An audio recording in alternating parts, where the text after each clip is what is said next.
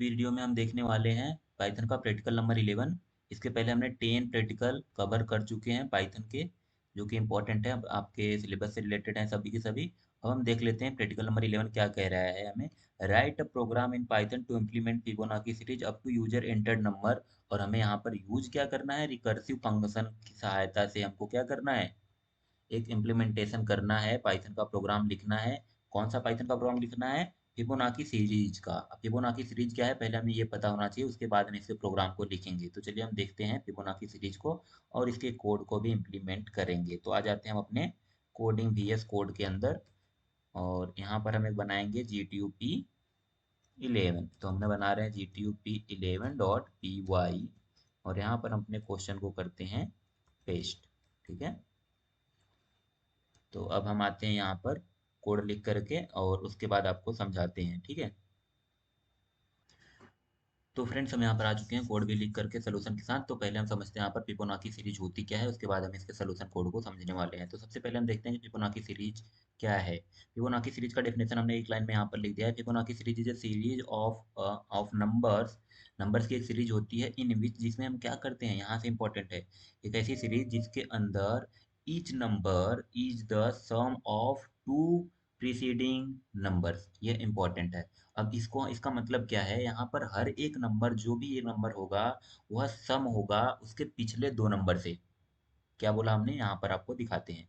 जैसे एग्जांपल में आ जाओ, देखो ये दो तो इनिशियल वैल्यू होते हैं हमारे सीरीज के अंदर, फिबोनाची सीरीज के अंदर। अब हम कहना क्या चाहते हैं, हर एक नंबर अपने पिछले दो नंबर के सम होते हैं, मतलब एडिशन होते हैं। अभी यह 1 कैसे आया, तो इसके पिछले वाले दो एलिमेंट पर जाओ, इसको ऐड कर दो, मतलब जोड़ दो। तो 0 + 1 बराबर क्या आएगा, 1। तो यहाँ पर हमें मिल गया 1। अभी 2 कैसे आया, तो इसके पीछे दो एलिमेंट को पकड़ो और दोनों को जोड़ दो। तो 1 + 1 क्या आया, 2। ठीक है, तो ये हमारा फिबोनाची सीरीज अभी तक सेटिस्फाइड हो रहा है। अभी 3 कैसे आया, तो इसके पीछे दो डिजिट को जाओ, दोनों को जोड़ो। 1 + 2 क्या आया, 3। तो हमारा ये वाला सम क्या आ रहा है, 3। ऐसे 5 कैसे आएगा, तो 5 को अगर हमें जनरेट करना है, किसी भी, अगर हमें फिबोनाची सीरीज को अगर जनरेट करना है, तो उसके पीछे दो डिजिट को जा करके ऐड कर देना होगा। तो हम दो डिजिट को जाकर ऐड करेंगे, तो 1 + 2 हमें 3 मिलेगा। अब ऐसे ही हमें 5 लाना है, तो 3 + 2 हमें 5 मिलेगा। 8 लाने के लिए 5 + 3 करेंगे, हमें 8 मिलेगा। 13 लाने के लिए 5 + 8 करेंगे, 13 मिलेगा। फिर 21 लाने के लिए 8 + 13 करेंगे, 21 मिलेगा।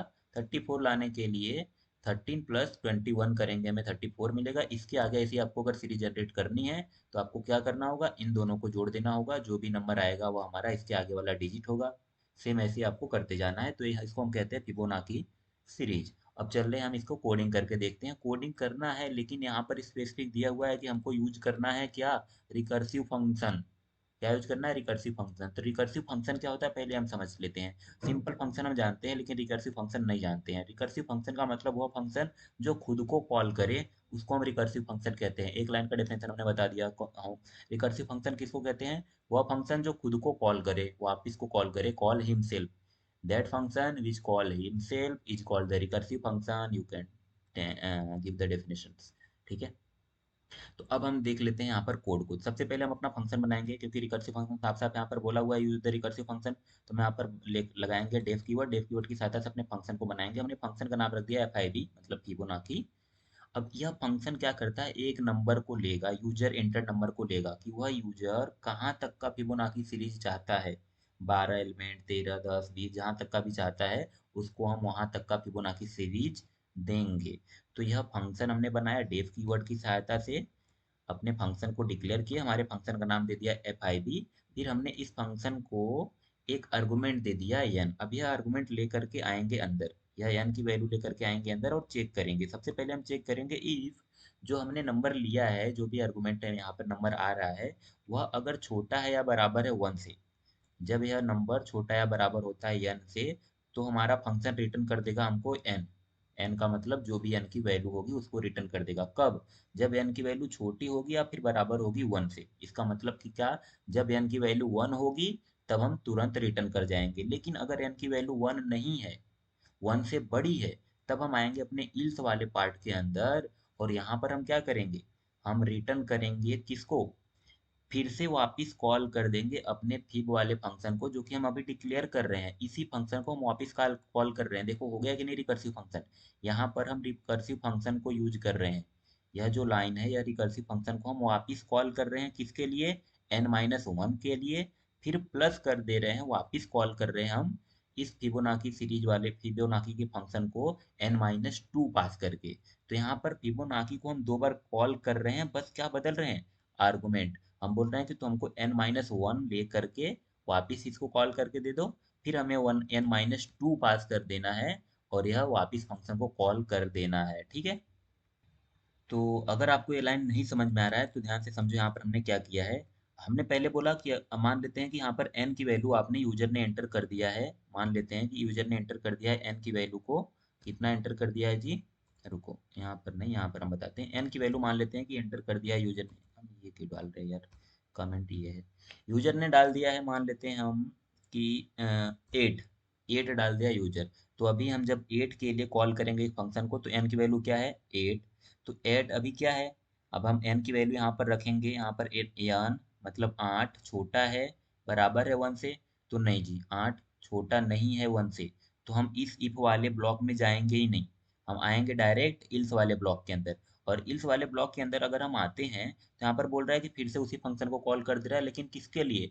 n-1 के लिए। मतलब जब दूसरी बार यहाँ पर कॉल लग रहा है तो n-1 के लिए लग रहा है। अब n की वैल्यू हमने क्या पास कर किया था? 8। 8 में से एक माइनस कर दोगे तो हमें क्या मिलेगा?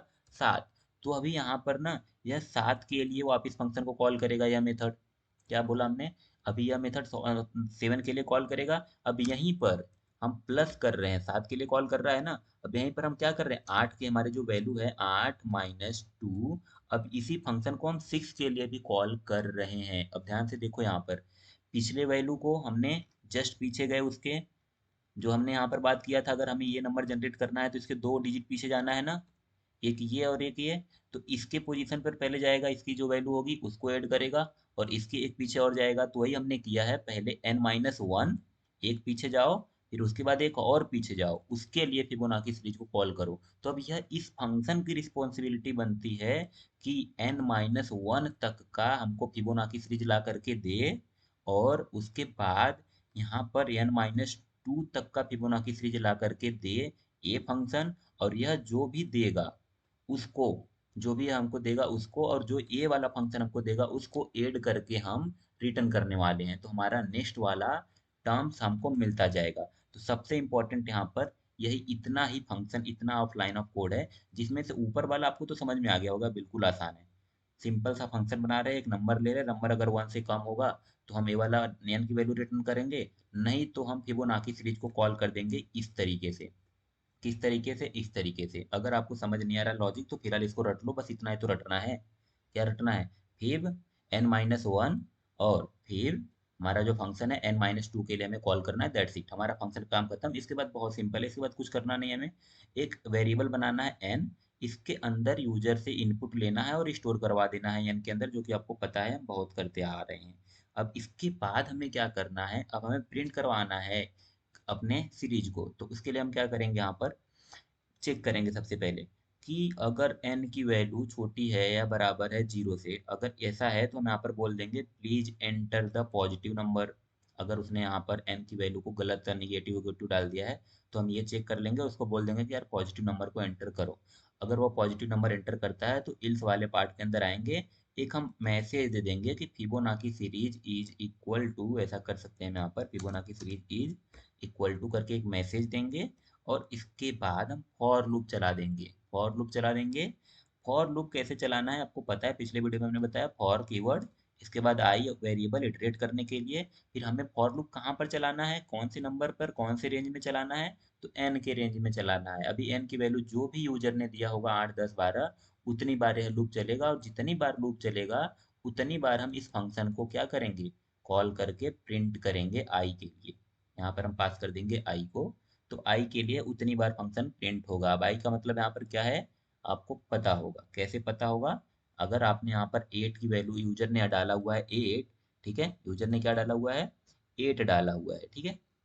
यहाँ पर हम बता देते हैं। तो आई की वैल्यू हमें, हमारा लूप कहाँ तक चलेगा? 8 बार चलेगा।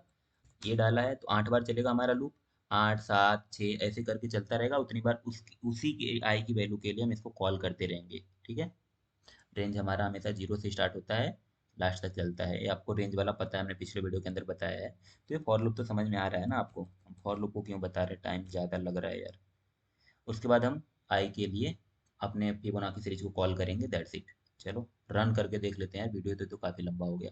रन करते हैं हम, ये हमसे पूछेगा एंटर अ नंबर, कहाँ तक हमको करना है प्रिंट। तो हम डाल देते हैं 8 और एंटर करते हैं, तो हमें Fibonacci series is equal to करके देगा 0 1 1 2 3 5 8 एंड 13। देखो हमने यहाँ पर जैसा कि ऐड किया था, यहाँ तक हमने प्रिंट किया, 8 डिजिट तक हमको एक फिबोनाची सीरीज मिल गया, जैसा कि हमने देखा था सेम वही रिजल्ट हमको दिख रहा है। तो ये आपको समझ में आ गया है, दैट्स इट। चलो मिलते हैं नेक्स्ट वीडियो में।